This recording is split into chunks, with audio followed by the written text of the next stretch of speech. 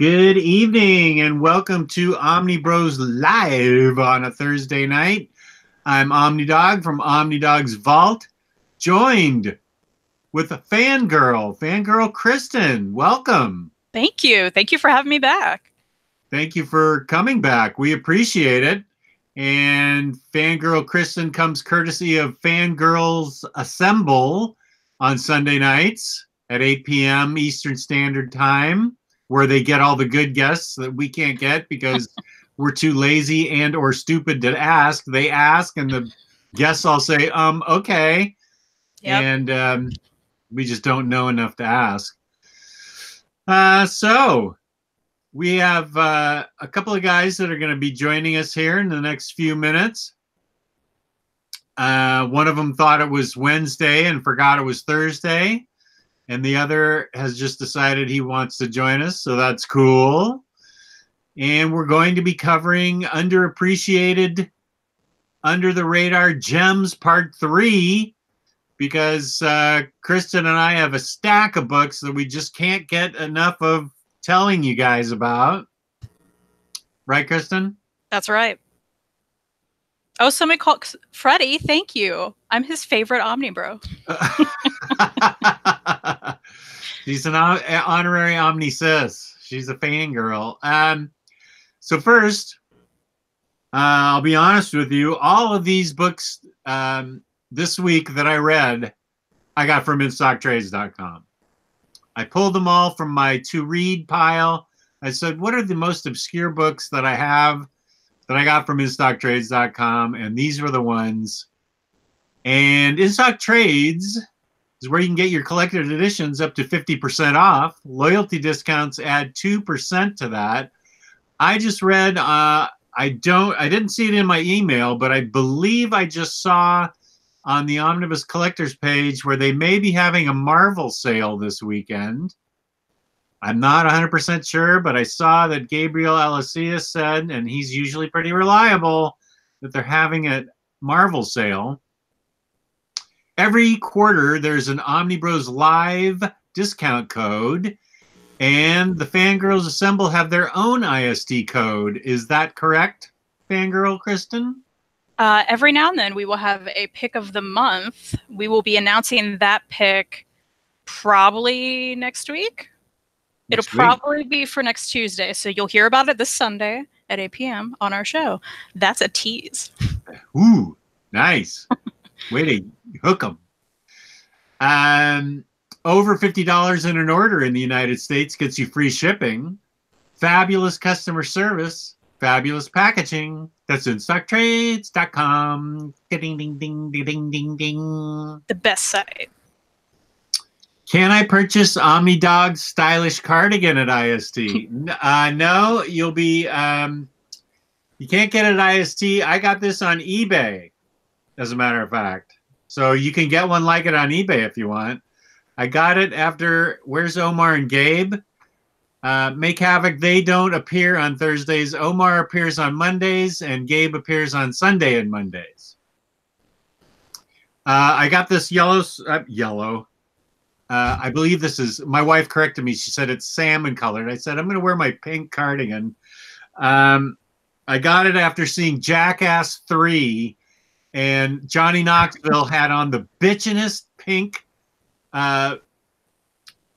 cardigan on. He put on roller skates and then went into a bull ring and started getting the heck kicked out of him by a bull while wearing roller skates and a pink cardigan. I said, I have to have a pink cardigan after seeing Jackass 3. Nice. Yeah. Have you ever noticed Johnny Knoxville is the redneck George Clooney? I'll accept that. I mean, he's still attractive like George Clooney, but in a more roughed up way. Yeah, he's definitely been beaten up a lot. Yeah, he's definitely a beaten up George Clooney. That is definitely salmon. Thank you, Nick Munoz. Preppy in the house. Thank you, ETL, my sweater go-to guy. ETL is my sweater go-to guy. Thank you, Make Havoc. I appreciate it. Thank you, Jesse Say What and Chris M. I appreciate that. All of you guys. I appreciate Yeah, an extra up. Somebody just said, yeah, an extra 3% off Marvel books. Dave K just said extra 3% off Marvel books on IST. So well, that within is that, correct. you guys should pick up Mr. and Mrs. X because it's good. It's real good. I 100% agree on Mr. and Mrs. X. That is definitely a book you should pick up. And that'll be really cheap because it's just a little trade. 6 issues. You're good. And if you haven't read Rogue and Gambit, get that and get Mr. and Mrs. X. Both. Because Rogue and Gambit leads right into Mr. and Mrs. X. That's a just and Kristan, right? Chris recommendation. Don't hurt yourself. I know. Just recommendation, Chris recommendation. Hi, Gio. Hey, guys. Sorry I'm late. That's okay. You're coming in loud and clear. And wait a minute. Freddie Alonso is saying he looked up the Spire and couldn't find it on IST. That is troubling. Just a second. It's not on there. It's not? I've checked. You've checked too? Yep. Wow. Well, it's out of stock on IST. You're going to have to go to Amazon. I'm sorry, my dude. Well, Freddie, if you also have Comixology Unlimited, it is free on there. It's free? Oh, if you have Comixology Unlimited. I guess if you pay for it, yeah. Yeah, it's well worth Comixology Unlimited. It's worth the money you pay. It's if you want to risk the gamble of Amazon shipping, it's worth it there. It's it was one of my top books of last year, that's for sure. If it wasn't my top, Silver Surfer was my top book last year. So we now have Gio with us, and now that Gio's with us, we need a guest appearance from our official mascot right behind Kristan. Gio's and mine, Kristan's favorite mascot. Yeah. Goose? Yeah. Nice. There's the Flurkin. Everybody's favorite Flurkin. Have you guys seen my cat, who is Nick Fury meets Goose in real life? That's right. Yeah, we have. Is she right there? I could get her in here. I'll have Reed deliver her later. Okay. Yeah. But she has one eye, no teeth, and she is an orange tabby, like Goose. Aww. Oh. And she was a rescue, I assume? Oh, yeah. Yeah. Yeah. Good for you. Thanks. Good for you. She's the best. So I don't think I have dog pops. I have Cosmo. Gio and I have Cosmo. That's a good one. I don't know that I have any cat pops. I have Snagglepuss. He's a cat. He's some kind of cat, right? Yeah. That's the only cat pop I think I have. Yeah, I've got Cosmo, Lockjaw, and I got Ein from Cowboy Bebop. Oh, Ein. I want a real life Ein. He's adorable. Corgi, right? Yeah. Yeah. That's my dream dog. It's a good dog. Okay, so underappreciated gems. Here we go with part 3. People seem to like these, even though, as Mary just said, they end up costing her money. And there's Benjamin Pineros, who seems to have his own feed on somebody's phone. Did you see that on the Facebook page where I can't remember who it was? Oh, Molly Foley. Oh, Molly, yeah. Yeah, Molly. Molly could only get Benjamin Pineros's posts on her phone. So let's start off with Gio. Since he's late, he's probably the least prepared, and so we'll go to him first. Yes, because I totally thought today was Wednesday. I'm sorry. I don't know what happened. Yeah, sure. I'll start. This is from DC, but I know that not a lot of people have read this book. It's actually one of my favorites. It is Odyssey of the Amazons. What the heck is that? From, I hope I'm saying this right, Kevin Gravaud. I assume he's French, and Ryan Benjamin, and a whole bunch of people.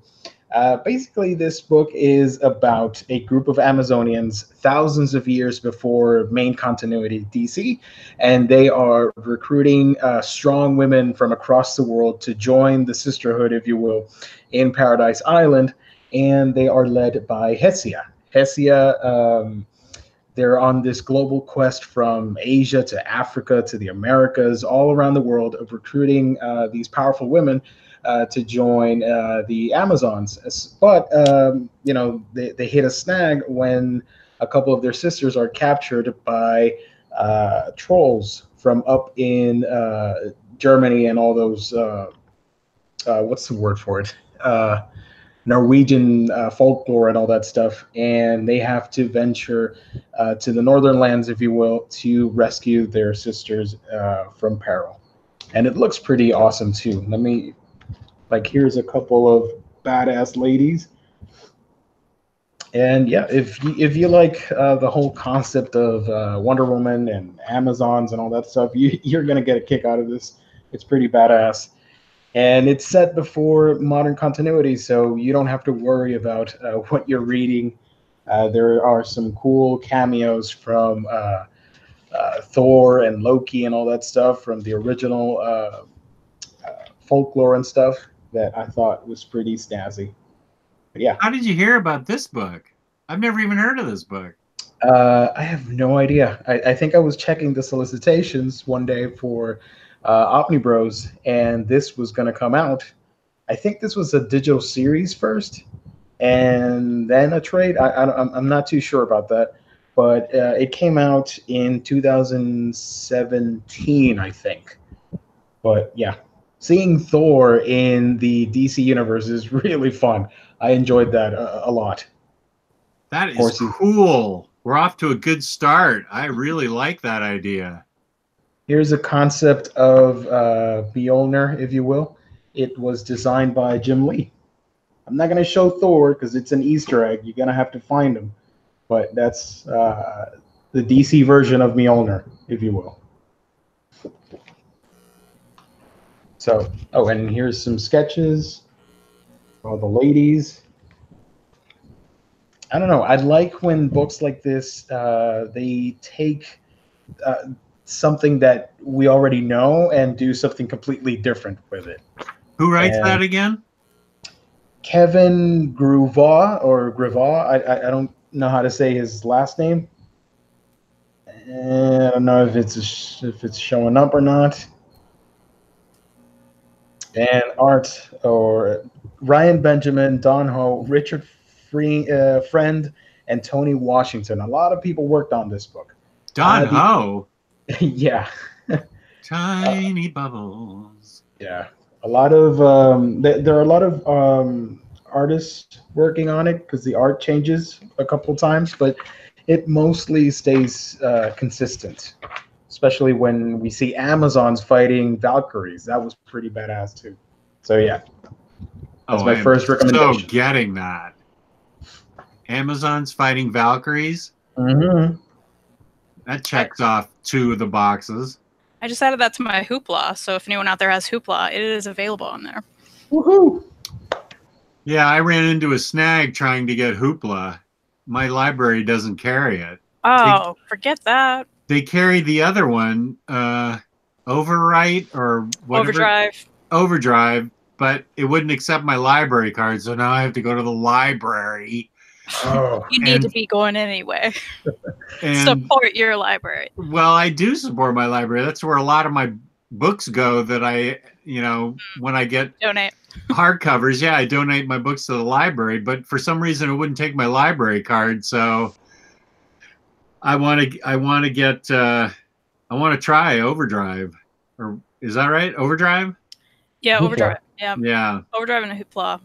You should tell them to get Hoopla. Just demand it. I will. I'll tell them Kristan. It really may work. Yeah. Okay, so what's it called again? Odyssey of the Amazons? Mm-hmm. Yep. Odyssey of the Amazons. It's a cover price of $16.99. You should be able to get it in stock trades for cheap. It's a pretty fun read. So yeah. Excellent. Nice. Good choice. Fangirl, what's your recommendation? All right. So this is a book that has been talked about in the group. I know Jess has, but the 3rd Kickstarter is coming up, so I gotta talk about Scurry. Ooh. This is book 2. So for anyone who hasn't read it, this is about... Oh, and you can get a nice signed and numbered edition.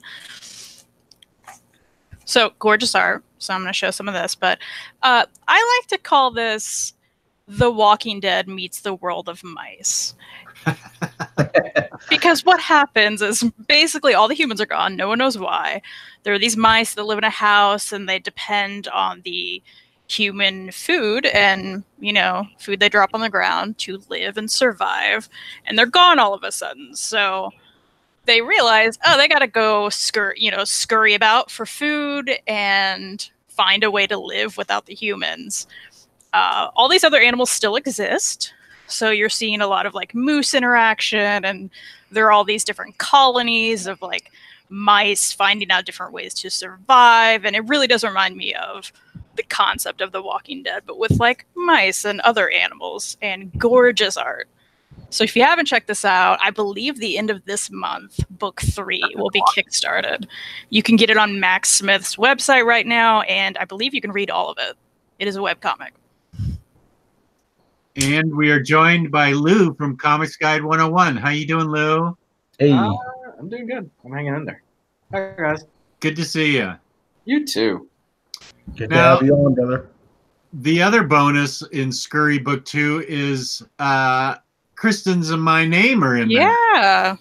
What? Yeah, let's find them. Now I'm jealous. It'll take a bit because they look like this, but we're in here. Trust us, we're in here. Oh, wow. We're in there. I thought Somewhere. you guys were in the back of the book quote, like, you know, greatest story I've ever read or something like that in the back. Ooh, we'll have to do that next time. I did do a Kickstarter book recently that's coming out where I put my name as Omnidog, so I can't remember which one it was. But There's Jeff Bragg. I don't know if anyone can see that, but you're in there. Woo! Yeah, Scurry. I have books 1 and 2, and they are great. These are really nice hardcovers. Yeah, and the artwork's great. The story's great. I completely agree with Kristan. It's worth your time. Sometimes we get some kind of weird feedback thing going on here, but yeah, Kristan's 100% right. Scurry is, and you can get him from. Where can you get him again? Max Smith's website. Max Smith's website. I assume is something with Max Smith in the title. You guys can Google. It's fine. Yeah, don't make us do all the hard work. I mean, you guys can Google. I'll find out. Ooh, and there's Kemi Jacob, who got to meet Mr. Met the other night, which I think is a big deal. I've never gotten to meet Mr. Met. Oh, Mary for the win. Scurrycomic.com. Oh, there it is. I'll show that. Another moderator just handled this. That okay. Fine. I did that. Oh, okay. Moderator. Okay, Scurry. That's awesome. Have you given her moderator powers yet? Yeah, Who? I got this. Kristan? I got this. Oh, yeah. She's a mod.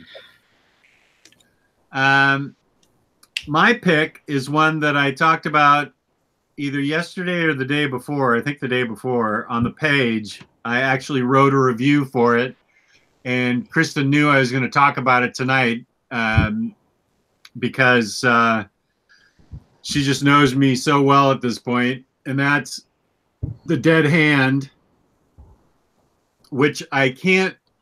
I mean, I got to be careful about what I show you because I can't give away the big secret in the book. But this is an image book that is probably going to end up at least in my top 5 for books of the year.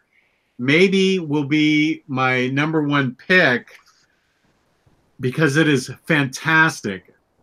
I just grabbed a bunch of books from my to-read pile that I have no idea how I ordered them or where I discovered them from.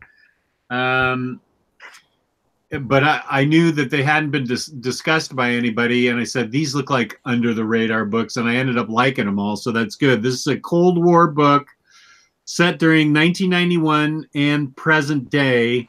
It's in a remote, unlocatable, off the radar, no GPS, no map city called Mountain View.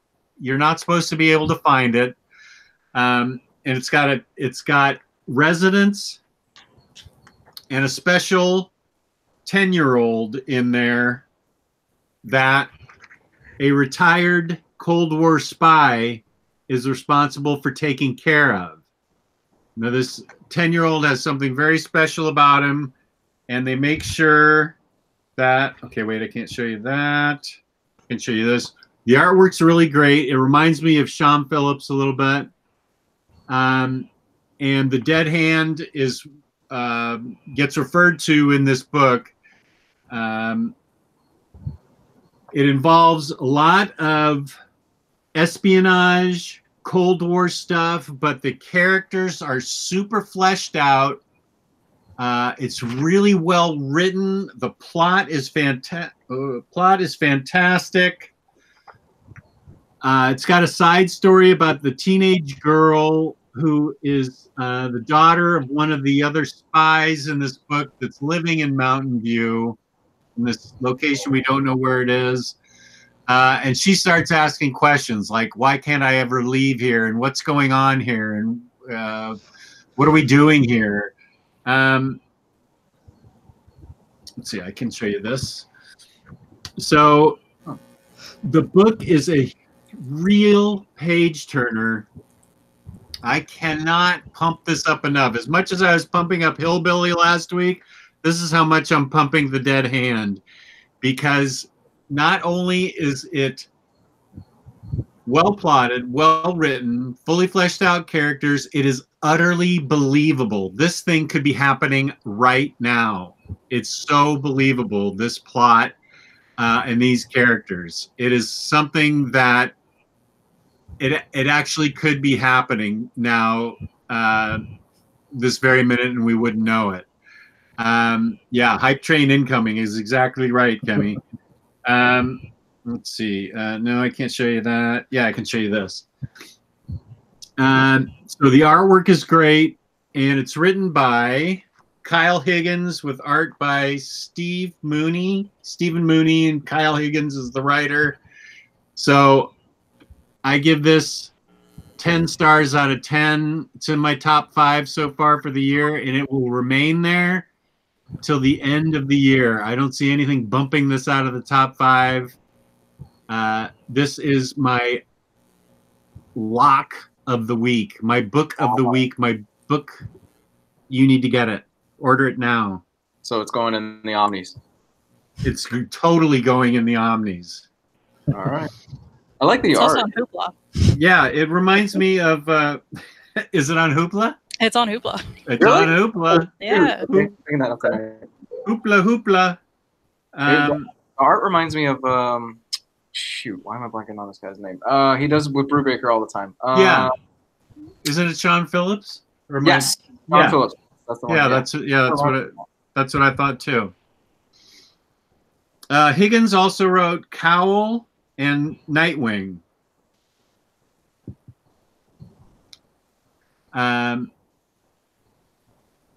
That's not a booby book at all. Caldwell Comics. It's a booby book. Yeah. So there. That's my underappreciated and underappreciated book. Who did the cover? Yeah. Let's see. I don't see cover credit. Almost sounded like Elmo's World for a second.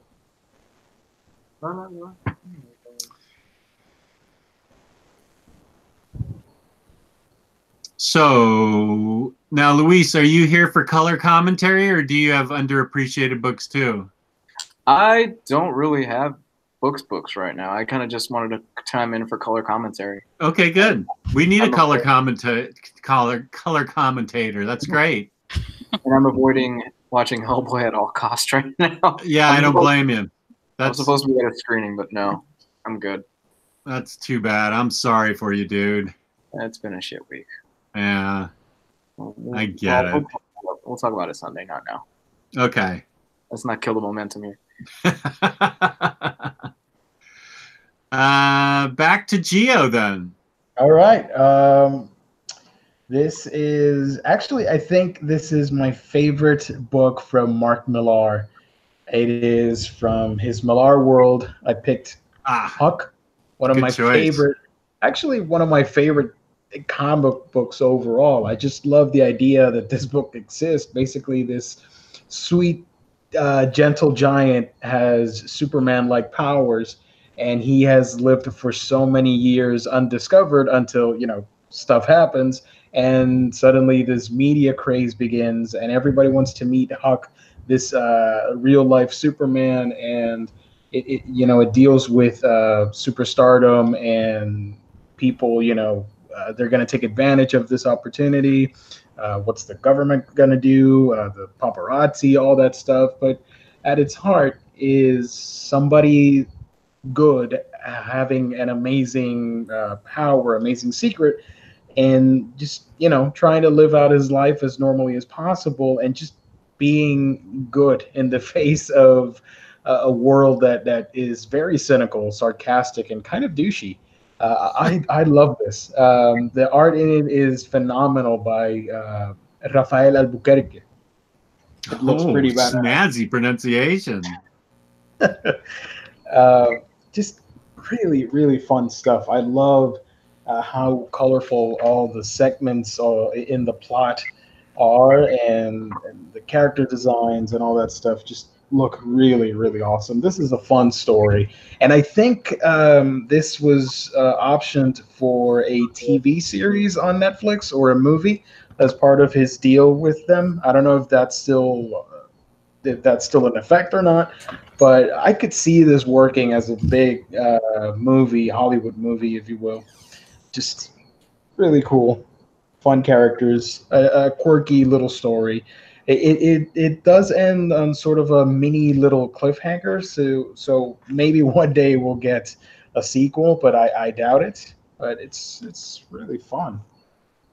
Yeah, I'm a big fan of Huck. I think this is easily one of Millar's most touching works, in my opinion, compared to his other work that is quote unquote good. So yeah, Huck. I liked Huck too. So Reed actually loved Huck and ran in here. Oh, nice. For me to show this. Oh, that is so cool. Signed by Raphael. Yeah, that is awesome. Everybody loves, right? Rafael Albuquerque. Yeah, all the variant issues to Huck were wonderful, like movie poster knockoffs. Love those. Yes. Did I have those here? I don't think the book has the variants. Tyler Blunt in the chat. Hey, T-Blunt. Smoking that blunt.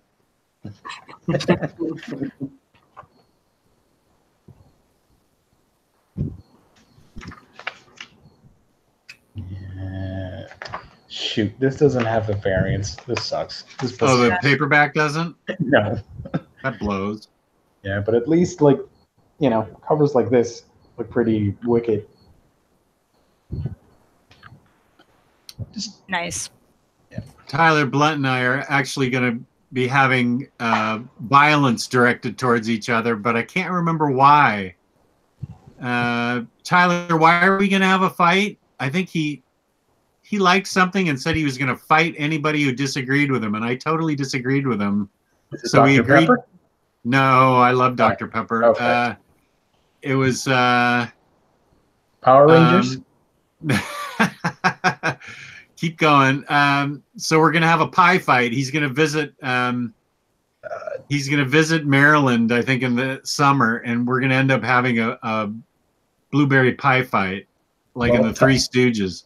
Tyler's a big fan of Power Rangers video games. He liked Beautiful Darkness. No, that was no. Babylon Shadows. Good call though. Tyler, why are we fighting again? Can you remember? Is it Dragon Ball related? No, you're getting kind of close. It was figures, some kind of nerdy thing. I think it was a book though. He'll come up with it. It was something he liked, and he said, "I will fight anybody who disagrees." That's in Virginia. They put peanuts in their Coke and drink it. Kristan, what do you have for us? All right. This is a book I think people definitely don't appreciate enough, that I really enjoy, that my dad gifted to me many years ago. That is Street Angel by Jim Rugg. Oh, yeah, I know this book. Yeah, it's about Jessie Sanchez, who is like a teenage girl. She lives on the streets and she fights ninjas and other people. But she's got a bad attitude, and all she wants to do is find food because she lives on the streets and doesn't have food and has to fight like all these people. And she's badass with her skateboard. It's just really fun, and she's really fun. I actually got this sketch in by Jim Rugg several years back. Ooh.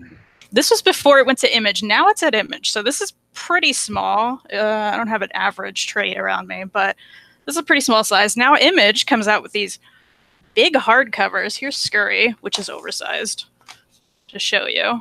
It's a little bit bigger, and it's thin. It's really thin. So they come out with these like kind of one shots. You can pick these up whatever order you want to. This one is Street Angel Gang, where she joins a gang, because of course. And now they're in color, which is very nice. So, and the art's really fun. I like the art. It looks nice. And these are way cheap on IST because it's Image, and the list price is like $20. So you can just imagine 42% off IST. Go there right now. But there's several of these out, and they're actually coming out with a big binded version of all of these, I think, in a few months. So anyone who's interested, pick that up, because again, these are thin. These are really nice, but they're thin.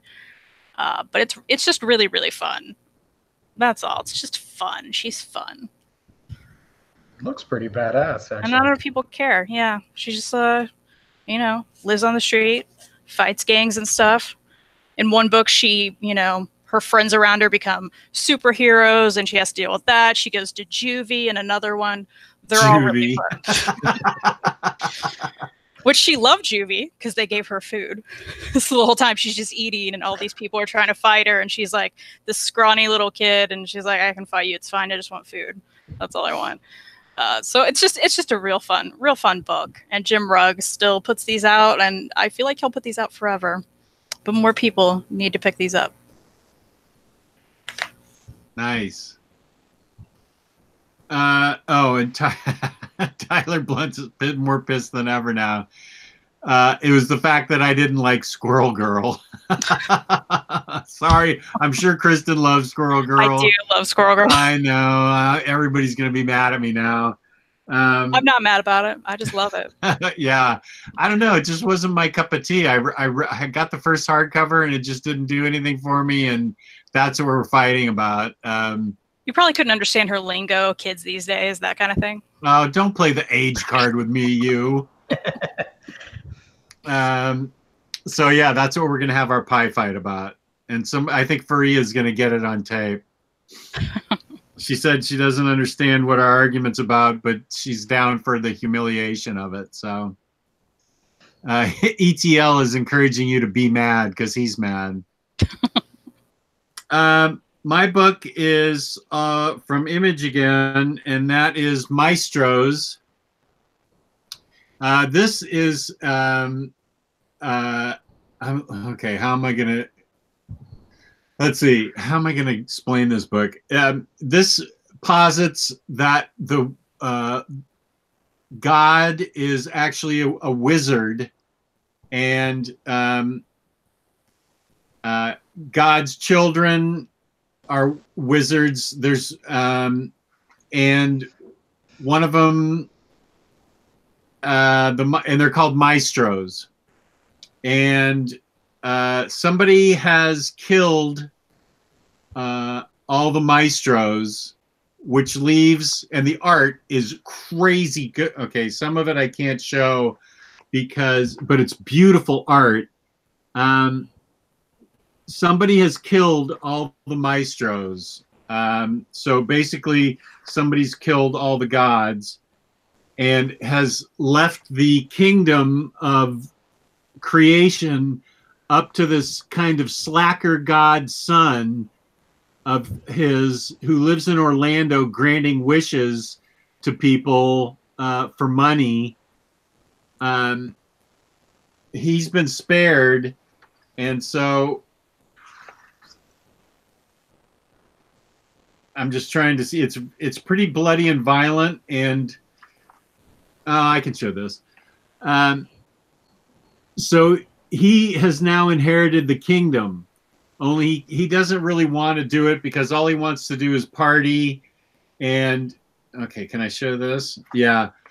All he wants to do is party. So he and his mother have been spared because he got his mom got divorced from the major maestro because she wasn't into how much. This is the major maestro right here who created everything. And after he got slaughtered, the son inherits the whole universe, but now he's going up against all the people that want the maestros dead. And if you can check this art out, it's really incredible. And this is one of the guys that wants him. This is the main guy that wants him dead, with this elf guy. And it's really funny, and it's really amazing. He has to make a deal with the devil because the devil's daughter has a crush on this kid, and so he goes to hell to make a deal with the devil. And the way he gets the devil to work for him is by, here's the devil and his daughter, and the way he gets the devil to help him out is, let's see, how can I put this? He helps the devil's erectile dysfunction, and he corrects the devil's erectile dysfunction, and therefore gets the devil on his side, and it's pretty hilarious. It's pretty hilarious. That's how he gets the devil on his side. It's the art. It's by, I'm going to say this wrong, Steve Scroce. He wrote and illustrated this, and the artwork is unbelievable. Well, they say 1 in 3 men have that problem. What's that? Say 1 in 3 men have that problem. Yeah. Well, the devil had the problem, and he corrected it. And it's so funny and so well done. And the guy's mom is always coming in to help him because he's a bit of a goof up, even though he has all the powers of a god. He just, you know, he was helping people on Earth, you know, for money. He wasn't helping them. He was helping them with their erectile dysfunction and stuff. That was his big power on Earth. And so it's a bloody, raunchy, gorky book that is just really well done, and the artwork is just fantastic. I highly recommend this book. It's from Image, and 2018 Eisner Award nominee. So Maestros, highly recommend this book. Really funny.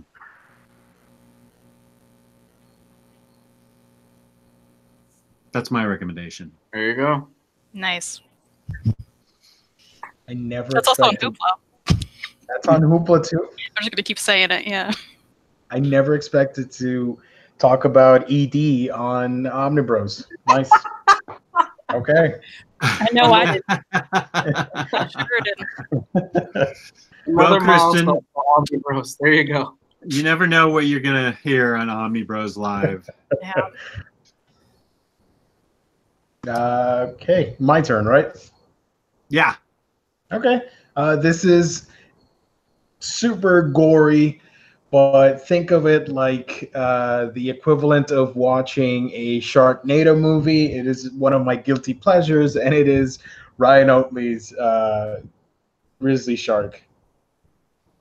Like, this is extremely gory and violent, but the concept is so absurd that I love it. Suddenly there is this grizzly shark that is prowling around and killing anything it comes into contact with and eating everything. And it's a shark mixed with a grizzly bear, and he hangs around in a forest. He doesn't need to go into the water. It's so violent. It's to the point, like, it's satirical, but it is in Ryan's cup of tea. If you've read Invincible and how he draws all the violent scenes and the fights and all that stuff, and I don't know if I can show it because YouTube is random. I don't want to get a strike for violent content. So. Like, here is Sea Bear. I don't know if you guys can see him. Sea Bear fighting Grizzly Shark. And it's just stupid fun. And then here we go. It's a cool image. So yeah, if you want to see this type of nonsense, Grizzly Shark might be the book for you. It's only 3 issues. It's a super light, quick, dumb read. I don't know. It's very silly, but I like silly things. And Ryan is one of my favorite comic book artists ever. This is the type of art that I love. And I can't, here's another scene with the shark. So yeah, it's a pretty silly book that I recommend. Grizzly Shark. It's done by Image. It's only 1 trade. I recommend it if you like this sort of thing. If not, don't worry about it. You don't have to read it.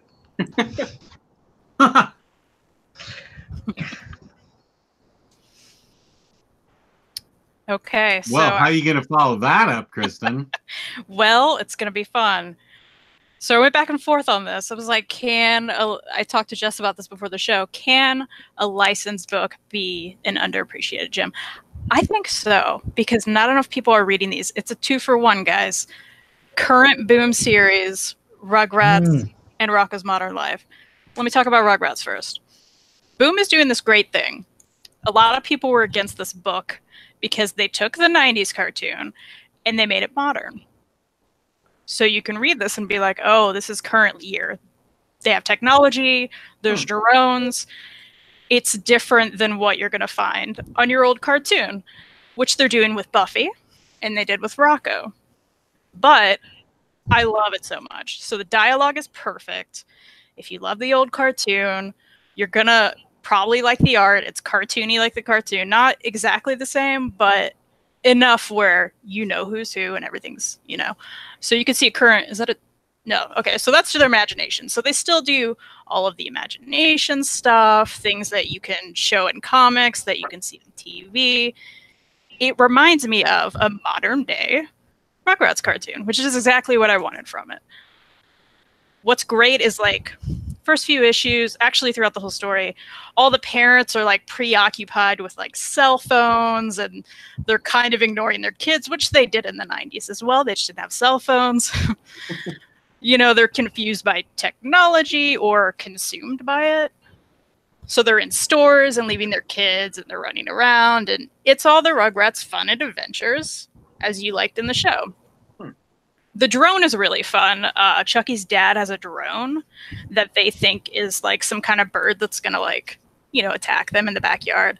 So that plays into a whole story, and they think it's a bird or a dragon. And, so they're taking these modern elements and doing something really fun with it. And this is written by Box Brown, who has done a lot of first-second books like Tetris and Andre the Giant and things like that. You may know him from. So it's really funny. The humor's on point. The dialogue is perfect, and if you like the old cartoon, you're going to really enjoy Rugrats by Boom. Was it Chucky's dad that always needed the shave? Or was that Tommy's dad? I think it's Tommy. God, that drove me nuts. I really wanted him to shave. I hated his stubble. Yeah, he's still got it in this. Yeah. Oh, I don't know if I can read it. So It's like just little dots though. So is it kind of like a modern revisionist take on the Rugrats? Like if you place them in today's time? 100%. Oh, that's cool. So what's cool, like you remember Chucky's dad and what he looked like. Right. So they make fun of him for looking like a hipster. Because that's what we would do now, right? He's got the bow tie, he's got the suspenders. Good point. So it's little things like that that are like really fun and different. And you know, they have all these baby monitors that are like, you know, current technology that they wouldn't have back then, which makes up a little bit for them kind of letting their kids do whatever for a whole episode. Is it a continuation of the series? Like, is Dill in there? Is Kimmy in there? I don't think, not in this first volume. Okay. So I took this as like older episodes, the cast of the older episodes. Maybe they'll show up. I don't know. Okay. That leads me to Rocco, which I like even more. Yay. But I always loved Rocco the most. And it is Rocco's modern life, and they made it modern. So if you recall Rocco, he got he had trouble like keeping a job. And he's working at the comic shop at the beginning of this, and he gets fired because the comic shop closes. Because that's what happens in 2019. Is Filbert part of Comicsgate? I'm just wondering. It's not yet. Comicsgate.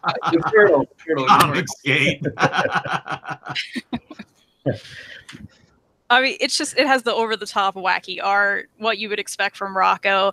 He needs a roommate because he lost his job, and he needs help paying the rent, and he gets this sloth guy, and he's terrible and just wants to party all the time. So Rocco eventually has to kick him out, but it's a big trauma. Eventually he gets a job in, I believe, hell, if I'm remembering right. And, you know, that sucks as a job. But, I mean, the art is just perfect with what I remember from the cartoon. And again, dialogue's perfect. The story's perfect. It really is just like you took the old cartoons and you set it in modern times. And it's just so wonderful. There's a storyline with Mr. and Mrs. Bighead. Mrs. Bighead leaves him. And he's trying to figure out, like, what to do. And they're like, you should date. Look at how gross that is. Like, everything you expect, because this is how Rocco was. Great. It is so wonderful. I might have to check that out. It seems like Boom is becoming what Dark Horse used to be, where they take these licensed properties and they breathe new life into them. They're doing it with Power Rangers. They've been doing it with Buffy for years. They've really been knocking these out of the park lately. Yeah, they're killing it right now. So people need to read those so I can keep reading them, because I don't want them to be canceled. Throwing down the gauntlet. Yep. Buy them right now. Turn the page, wash your hands. Turn the page, wash your hands.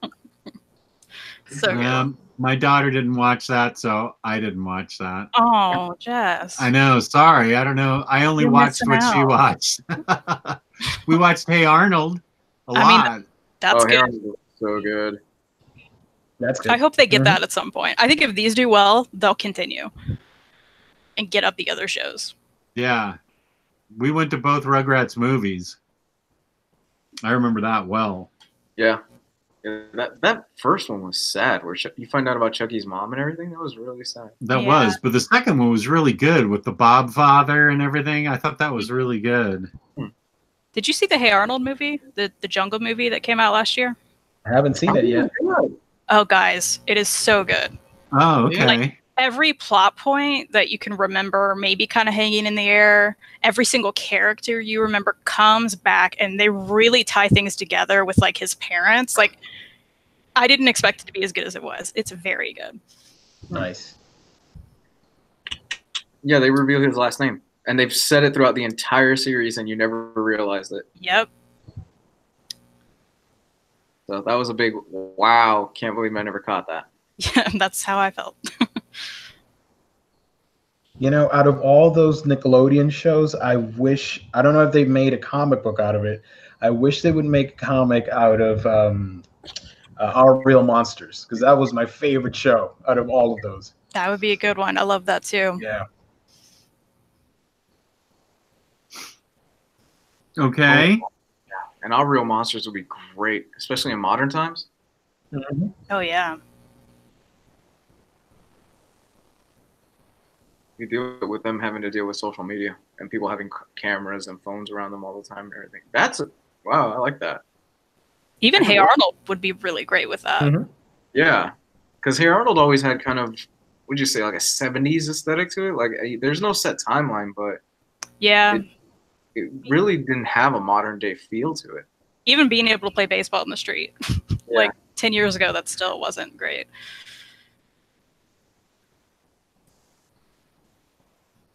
Okay, my next book. Wait, it is my turn, right? Yeah. Mhm. Is by the fabulous Mike Carey, who I haven't read a bad book yet by, but I also haven't read any of his X-Men, so I don't know if it's good or not. And he wrote The Highest House. Have you read this, Kristan? No. I'll write it down. Oh, you're gonna want to, because this is. I'm probably gonna have to read it off the back because it's a little bit complicated. It's about a little kid named Moth, a boy named Moth, who was born into slavery, and the highest house refers to literally the highest house in the kingdom, where everybody, that's where the ruler lives. That's where the everybody wants to live, but there's no chance for any slave to ever get up there. That's where the hierarchy is. And one day, the right-hand man comes down to buy slaves from Moth's village, and Moth ends up getting chosen to go to the highest house and become a slave there. And through a series of not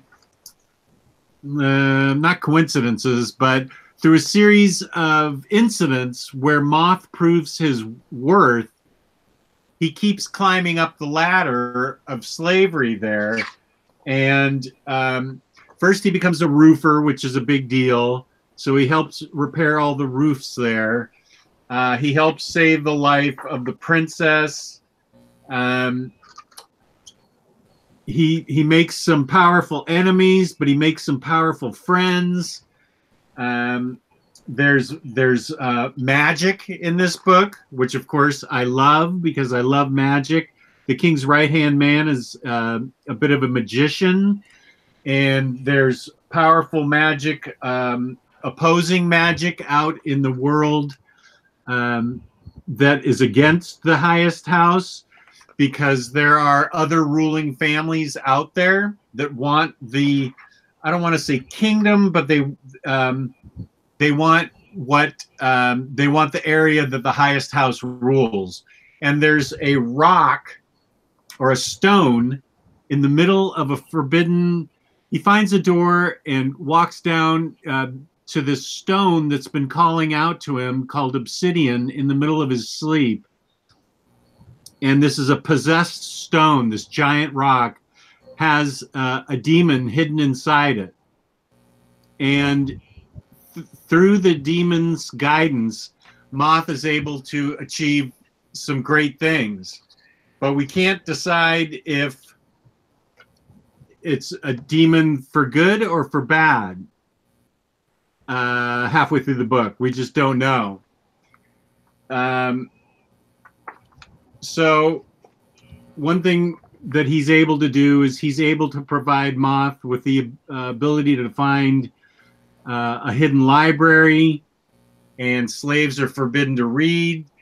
So by saving the life of the princess, he's offered his freedom, but he declines and gives it to somebody else and just says to the princess, all I want is the ability to learn to read. And so he learns to read, and there's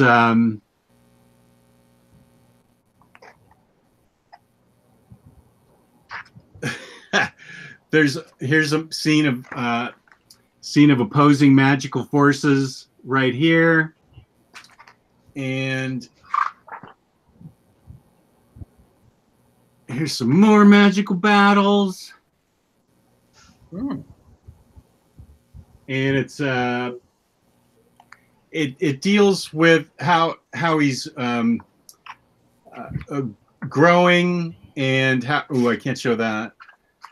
It deals how he's growing, and eventually war comes to the area, and it deals with how Moth plays a big part in saving the kingdom, and it is a wonderful fantasy magical book of how Moth grows and becomes a young man in this highest house up on this magical kingdom. And it's a real page turner. I found myself just rooting for Moth. Sometimes he makes dumb decisions, but a lot of times he makes the right decisions. He listens to his gut. Sometimes he shouldn't. Listens to his heart, but a lot of times he makes the right decision and listens to his brain. He gets a lot of good guidance from some of the other slaves, and I just found this to be really great. It's by IDW. Mike Carey is the author, and I highly recommend Highest House. As soon as I read this book, I thought, this is a book Kristan would love. I'm writing it down. It's happening. I totally think that this is a super book by Mike Carey. I don't know where I found out about it or how I knew to buy it, but I'm really glad I did. I think through Paste Magazine or something, I figured it out. Yeah, that looks great. Yeah, it is. It's pretty big. It's like Maestros' regular size, and so this is higher hand. So it's a big book.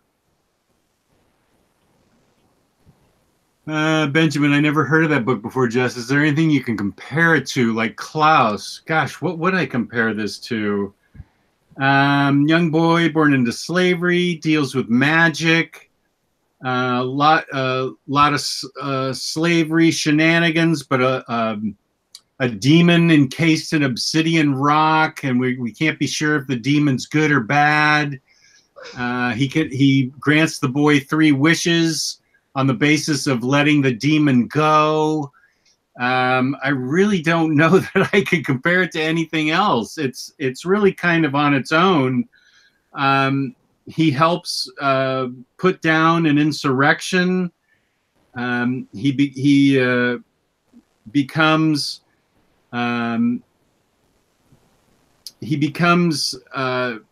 so respected and such an amazing young man that they treat him with such respect for a slave.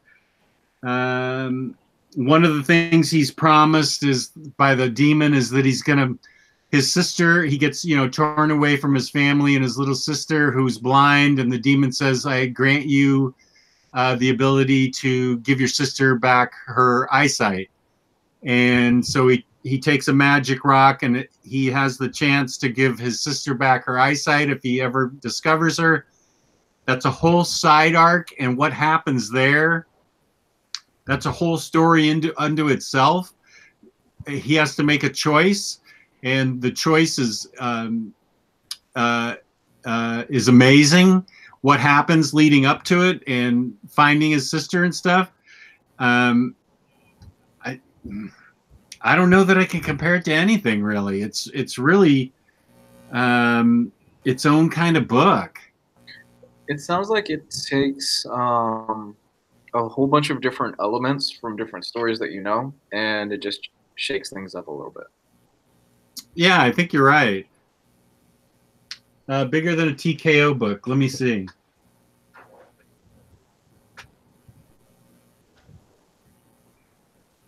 It's about the size of a TKO book.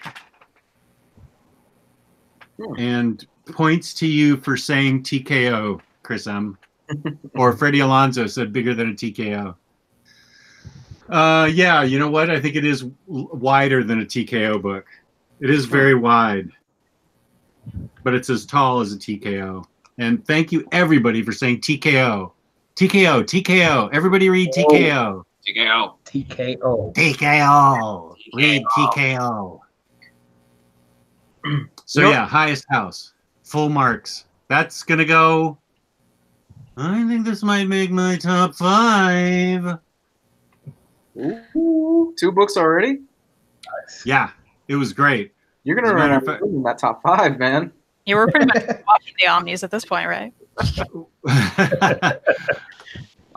Yeah, boy, I'm going to have a hard time. Yeah, you're going to have a tough time at the end of this year. I am. It's only April. You need to start making a list of these, man.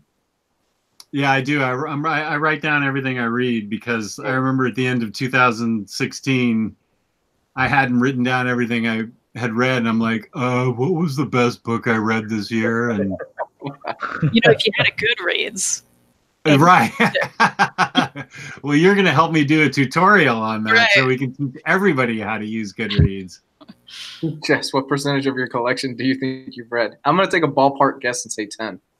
10%? About 10. What do you think?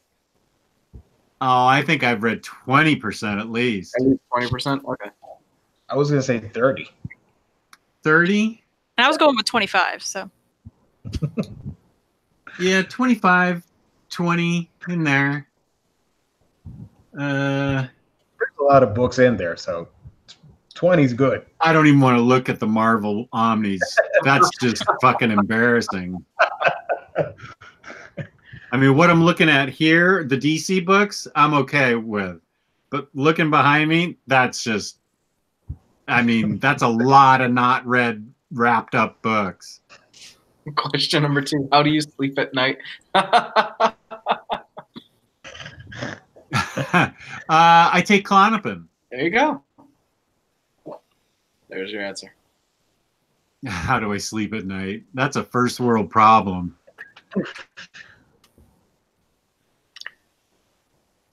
Any more? Any more, Jess? No, I'm done with Highest House. Woohoo! I just have one more because I decided the 5th book, I'm still trying to decide if I really, really liked it enough to recommend it. And I don't know, I'm kind of wishy-washy, and this is stuff we really, I may just say read X-Men Red. I'm still trying to decide. That's not an underappreciated gem, though. There you go. I was going to say, was it written by Robert Kirkman? No, you won't find his name on any of my lists, laddie. Oh man. You know what? While you guys were sitting here and just giving off great recommendations, like I thought of this just popped into my head mostly because we got an announcement that is coming back today. Ecstatics. Oh yeah, what about that? It is coming back. It's coming back. Mike already announced it today. Ecstatics, man, it was so much fun. It started off as an X-Force book, and then in the first issue, something happens to that X-Force team, and you're like, oh, okay, this isn't the team we're really following. And then the next issue, it really starts off. So I think like the first 24 issues, it starts off as an X-Force, and then they rebranded it as Ecstatics, and it's just a fun series. It's a really fun like pop culture infused series with like a whole bunch of older pop culture references. Plus, you get Dupe, and I love Dupe. Dupe is one of my favorite X-Men characters. Fun fact: originally, Princess Diana was supposed to be in there. What? Princess Diana? Princess Diana was originally supposed to be in the Ecstatics team. You can look it up. There's a cover that Allred had to alter that had Princess Diana on the cover. Let me check this out. Joe Chip, thank you for the recommendation. I have it, but I haven't read it. Shock to no one. Oh, that is so weird. Yeah, she's on there. Yeah, but the editor looked at this and said, "What the fuck are you guys doing? You can't have Diana as dead girl on the team on one of your own." It's a weird book, but it's so hilarious. I actually never read it. I kind of want to check it out. It's hilarious, dude. It's really funny. I need to read it too. I have it, but I did read that all new Dupe mini, and I enjoyed that. Yeah, he has a one shot in Wolverine and the X-Men that's hilarious. where this whole time you think Dupe is the most useless member on the school campus. And you see him in the background of all the issues, and you find out that he's the one that keeps the school running from like intergalactic beings, and like there's a few pages in there where he teams up with Howard the Duck, and it's a great one shot if you guys can find it. Nice.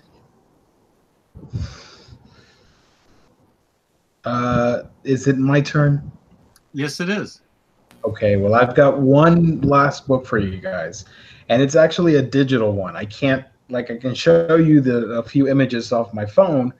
It's and I'm sorry, I'm gonna break the rule. It's a manga. Don't hate on me. There's no rule against that. Yes, there is. I mean, have you talked to Gabe and Jess? Okay. Yeah, well. This is in Ryley's manga corner. It is. I don't know if anybody has heard of this series. It is called Hosuki's Cool-Headedness. Written by or drawn by Natsumi Eguchi. And I don't know if everybody can see that. That's the first. That's the cover for the first volume. It's not in print. It's in print in Japan, but it's not in print over here in America. And it's basically this satirical comic book version of like an office workspace, but set in the 8 circles of hell, in Japanese hell. So if you know your Asian folklore, you're really going to enjoy the absurdity, the craziness of this book. This manga is something really unique. I watched the anime and then I found out it was a manga. So I'm looking at several chapters, and it is just hilarious and how weird it is. Basically, in this world or in this book, hell consists of 8 greater hells, 8 cold hells, and they are divided into 272 divisions. And each one is like a circle of torture for different victims. Like there's a circle for people that have committed tax evasions. There's a circle for people that abused animals. There's there's torture for every SOB out there. There's a circle of torture for them. Hell is run by King Enma, who's basically he decides who goes up and who goes down. And his second right-hand man is our main character, the one that I showed off in my phone right here, Hosuki, and he's in charge of managing everything because Enma's kind of a clueless idiot, and he is extremely angry and kind of he's pretty salty all the time, and he's doing his own thing, but he's a very efficient worker. And when people come in, he has to decide who goes where, and he gets to he befriends a couple of animals that help him run different circles of hell. It's a very unique series that I think if you like bizarre humor and of course Japanese and Chinese folklore, I think you're going to give it a shot and you're going to like it. You're going to thank me later because this is pretty cool. There's Hosuki. Let me see if I can show you some of the artwork, like ogres, demons, and just random stuff, man. I think it's a pretty interesting series. You can find it. It's from Kodansha. That you can find it at Amazon and Kindle and all that stuff as well. And yeah, Hosuki's Cool-Headedness. I probably didn't sell it well enough, but it's pretty fun. Sounds good to me. Huh? No. There you go. You're back. You're back. It's okay. Don't worry about it. Okay. All right. Well, I feel like I would be a bad friend if I didn't mention a Kyle Starks book tonight. That would be Kill Them All. Ooh, I have that, and I haven't read it yet. I need to read that. Tell me. Well, Kyle's elevator pitch for this is reverse Die Hard. So they're starting at the bottom, and they're going up like 20 floors. I'm going to pull a Jess, but I'm going to read the front, not the back. Because I can't sell it better than this. All right, an ex-cop, his partner, a deadly assassin, a murderous team-up as they fight from the lobby to the penthouse in search of bloody vengeance. Ooh. It's got the Kyle art y'all know and love. Maybe you don't love it, but I love it. The dialogue you definitely love. If you've read Sex Castle, you're going to love this. If you like 80s action movies, you're going to love this. If you like witty dialogue, if you've read Rock Candy Mountain, like you're going to love it. It's very, very fun. It's bloody. It's punny. It's great. If you're at all familiar with Kyle, you know he can write a funny book. And that's really what this is. It's a funny action book packed with just, you're going to love it. You're going to read it in one sitting and you're going to love every minute of it. And that is from Oni Press, Kill Them All. Nice. Yeah, I got that on your recommendation. I need to read that. See, I liked his books before I was his friend, so it counts. Like, I'm not just saying that. Like, he's not paying me for this. I wish he would, but he won't. Yeah. Rock Candy Mountain was awesome. Do you also have Sex Castle? Because you should read that too. I don't know. If I do, it's upstairs, so I can't check right now. That's where a lot of my overflow paperbacks have gone, into the upstairs library. You'll like that too. Okay. Yeah. Benjamin's asking, is it better than Rock Candy Mountain? I mean, better is a hard word, isn't it? It's different. It's different. But is it just as good? I would say so. I would say it's different, though. It's different. It's different. Are there any hobo fights in it? There aren't. See, maybe it's not as good because there aren't hobo fights. Oh, man. So maybe it's second. Okay. It goes up in rating for Jess once you get hobo fights in it. Yeah. Okay. I'm going to pull a Jess and read the back of this. Nice. Thank you. While showing you the art. But I am going to flesh it out as I, after I read this. Lon is a hit woman hired to kill a small child a few days after discovering her girlfriend is pregnant. In a bold declaration of uncertainty, she saves the boy and hits the road, despite the fact her boss clearly wanted him dead for a reason. This warped crime dystopia delves into the emotional dichotomy of creator-destroyer as Lon tries to connect the two very different worlds she now inhabits. This is a book full of superpowered beings, and this is her boss right here, who likes to create and film all these weird, warped tragedies, and likes to create havoc, likes to see cities burn, likes to get all the hits on film, likes to create all kinds of craziness, and Lon is the woman right here drinking out of the cup, and that's her girlfriend in the back with the glasses who's pregnant, and she saves the boy who instead of killing him, who it turns out has superpowers, and it's not a neat, tidy ending at all. There's a lot of bad craziness, violence. It's ultra violent. So Gio, you might like it since you like ultra violent stuff. Yeah. There's all kinds of weird wackiness that goes on in it. It's not funny at all, but it is very violent. It's well written. This is beautiful canvas, by the way. I probably forgot to say the name. And it deals with a couple other people who are hired to find Lon and the boy on behalf of the boss. They end up partnering to try and take out the boss. They go through many different locations, destroying many different locations through their different superpowers. Here's a good scene. Right there, they're using their powers on each other. And it's like, I think this would make a really good movie, because it's like, it's just like an action adventure movie in a comic book. It's just really kind of it's very complex. It's very much. It's kind of Paul Popish almost in a way. It's got lots of stuff going on in it, and I really dug it. It's from Black Mask, and I really like Black Mask books.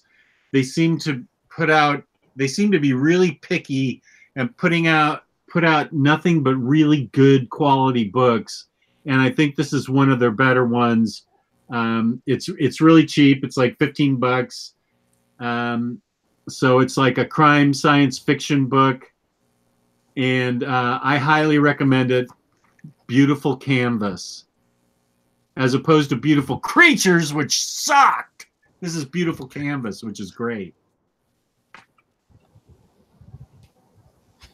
There's no hobo fights, though. Boo. No good. Sorry. Boo. Get it out of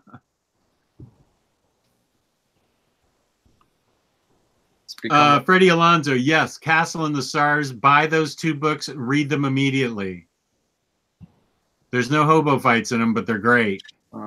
So they're not great. Well, they are great, just in a different way. Boo. Everything's better with hobo fights. What did I say? Beautiful Creatures, Beautiful Darkness. That's what I meant. Yeah. Beautiful Creatures is a movie, I think.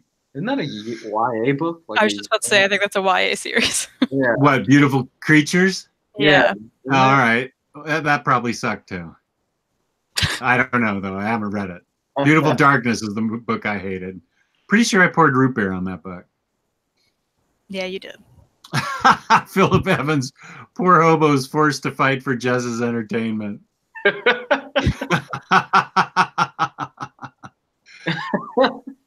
Well, that does it for me. Do you have another one, Kristan? I think Gio and I are done. You know, I think I got to save what I have left for the inevitable volume 4 of the series.